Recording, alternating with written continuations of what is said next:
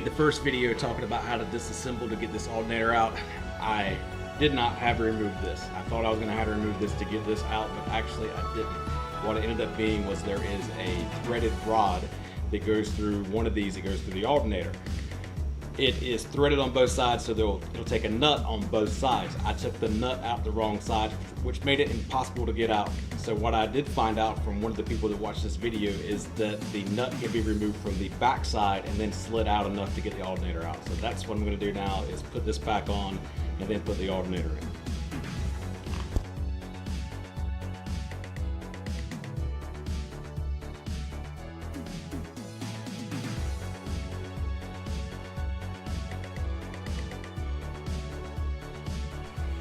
Dummy me, this was an alternator mount that I didn't have to remove. Just make sure that if you did remove it, to reseal it.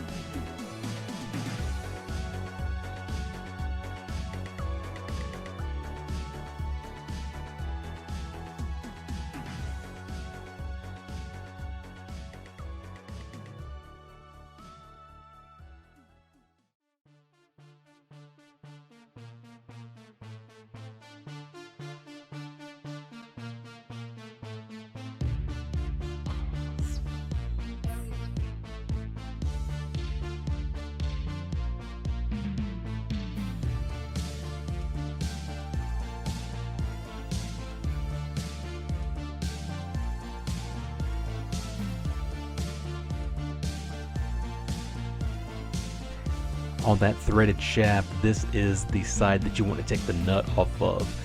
This will allow you to slide the shaft back far enough to remove the alternator.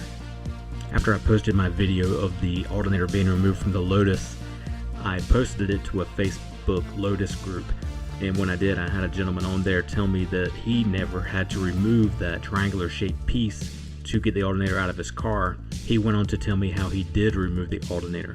We had a conversation back and forth, and he showed me that the threaded rod that holds the alternator in place can be unthreaded and can be slid back, allowing room for the alternator to be removed.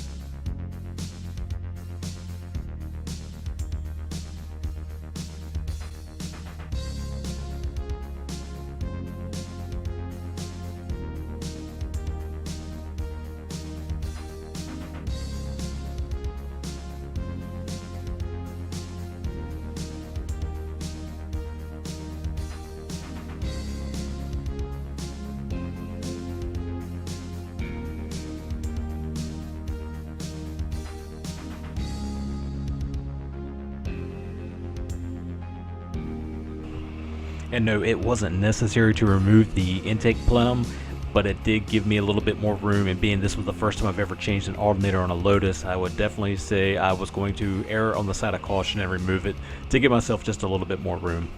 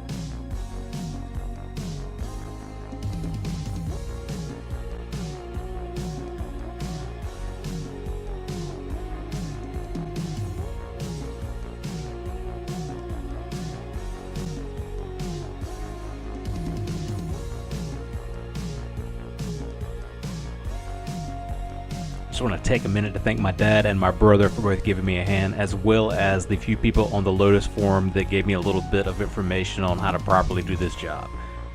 Thanks. I have a few other projects with this car. I got a few chips in the paint I need to take care of. There's a crack in the fiberglass underneath and a few other things I need to do. If you want to check out what I'm doing, please click the subscribe button and make sure you like. Thanks.